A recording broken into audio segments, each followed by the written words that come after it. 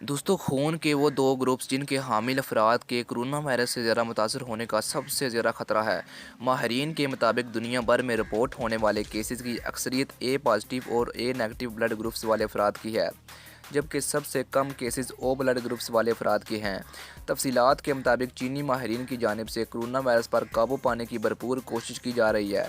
اس حوالے سے چینی ماہرین نے ایک نئی تحقیق کی ہے جس کے مطابق دو مخصوص بلڈ گروپس والے افراد کے کرونا وائرس سے متاثر ہونے کا سب سے زیادہ خطرہ ہے۔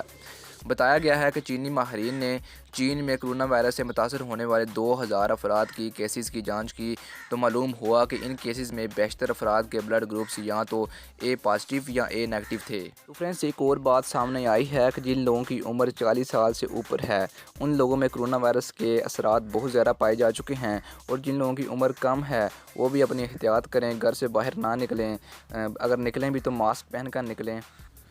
دوستوں جبکہ کرونا وائرس کے باعث ہلاک ہونے والے 200 سے زائد افراد کے کیسز کی جانچ میں معلوم ہوا ہے کہ تقریباً 63% جہاں بلک افراد کا بلڈ گروپ اے تھا، جبکہ جس بلڈ گروپ کے حامل افراد سب سے زیادہ کم متاثر ہوئے وہ او گروپ ہے۔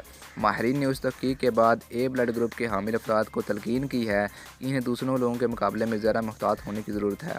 واضح رہے کہ کرونا وائرس دنیا کے 165 ممالک تک پھیل چکا ہے، جبکہ دنیا بھر میں ہلاکتوں کی تعداد 7987 ہو گئی ہے اور 1,98,422 افراد کرونا وائرس کا شکار ہو چکے ہیں۔ چین، اٹلی اور ایران کرونا وائرس سے سب سے زیادہ متاثر ہونے والے ممالک ہیں، جبکہ پاکستان میں کرونا وائرس سے متاثر ہونے والے افراد کی تعداد 297 تک جا پہنچی ہے۔ پاکستان میں صوبہ سندھ سب سے زیادہ متاثر ہو چکا ہے، جہاں اب تک کرونا وائرس کے 208 کیسز سامنے آ چکے ہیں۔ فرینڈس یہ تھی ہماری ایک چھوٹی سی ویڈیو، انفارمیٹیو ویڈیو۔